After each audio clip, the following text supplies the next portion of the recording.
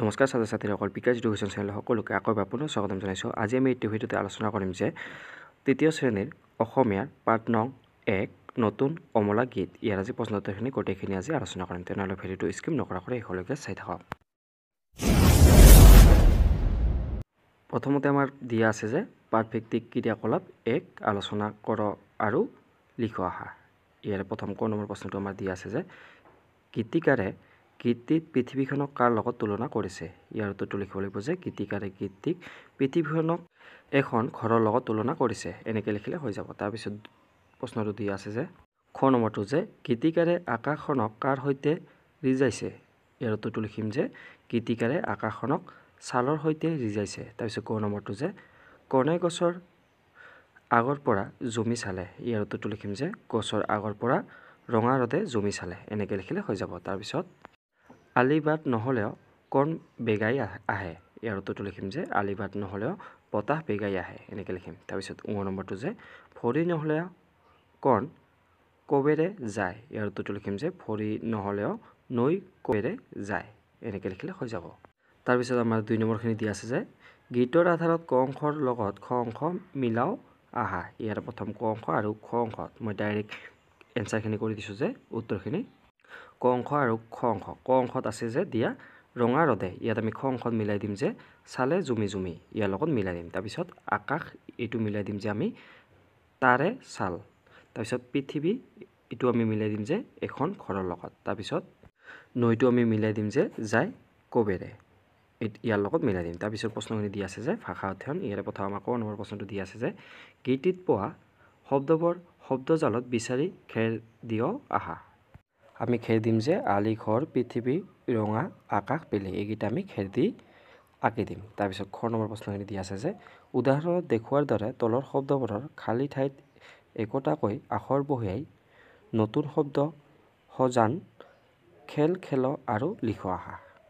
ইয়াত লিখিম আমি আকাশ, তাৰপিছত আকাৰ, প্ৰকাশ, পৰিল, পলাল, বিল, আগৰ, তাৰপিছত গড়, তাৰপিছত আৰ, এইকেইটা আমি লিখিম। তাৰপিছত 4 নম্বৰ প্ৰশ্নখিনি দিয়া আছে যে তলৰ শব্দকেইটাৰে একোটাকৈ বাক্য সাজো আহা। প্ৰথমতে আমাৰ আকাশ, এইটো আমি এনেকৈ বাক্য সজাম যে আকাশখন নীলা। তাৰপিছত দিয়া আছিলে পৃথিৱী, এইটো লিখিম যে পৃথিৱীখন আমাৰ বাসস্থান।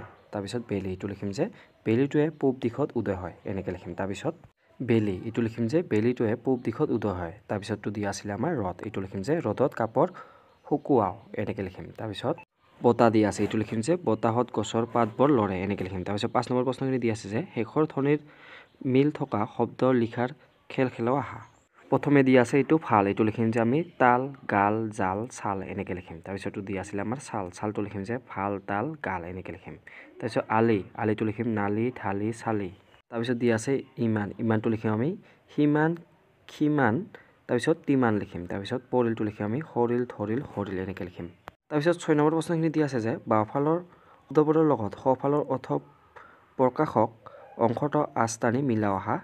ডাইৰেক্ট উত্তৰত আমি এনেকৈ লিখিব লাগিব যে বাওঁফাল আৰু সোঁফাল দিয়া আছে। ইয়াৰে প্ৰথমটো দিয়া আছিলে আমাৰ বেলি উঠে, এইটো আমি মিলাই দিম যে বেলি উদয় হয়, ইয়াৰ লগত মিলাই দিম। তাৰপিছত দিয়া আছে যে বেলি পৰে, এইটো লিখিম আমি ইয়াৰ লগত মিলাই দিম যে বেলি মাৰ যায়, এনেকৈ মিলাই দিম। বতাহ আহে, এইটো লিখিম যে বতাহ বলে বা বতাহ বয়, ইয়াৰ লগত মিলাই দিম। তাৰপিছত নৈ যায়, এইটো ইয়াৰ লগত মিলাই দিম যে নৈ বয়, ইয়াৰ লগত মিলাই দিম। তাৰপিছত দিয়া আছে যে বেলি উঠে আৰু বেলি উদয় হয় একে অৰ্থ প্ৰকাশ কৰে।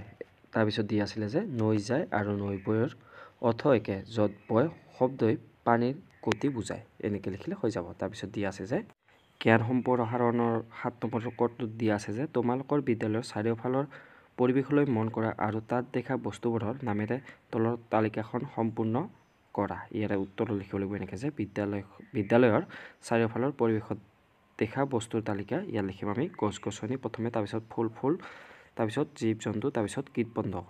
ইয়াত এনেকৈ লিখিব লাগিব যে এইকেইটা গছ গছনি লিখিম যে আম গছ, ফল ফুলৰ লিখিম যে গোলাপ ফুল, তাৰপিছত জীৱ জন্তু লিখিম যে মেকুৰী, তাৰপিছত কীট পতংগ লিখিম আমি পখিলা, তাৰপিছত লিখিম নাহৰ গছ, তাৰপিছত কল ফুল, তাৰপিছত কুকুৰ, তাৰপিছত মাখি, এনেকৈ লিখিম। তাৰপিছত আম লিখিম, চৰাই লিখিম, জোক লিখিম, তাৰপিছত বাঁহ গছ লিখিম, তাৰপিছত লিচু লিখিম, তাৰপিছত শিয়াল লিখিম, তাৰপিছত ফৰিং, এনেকৈ লিখিম।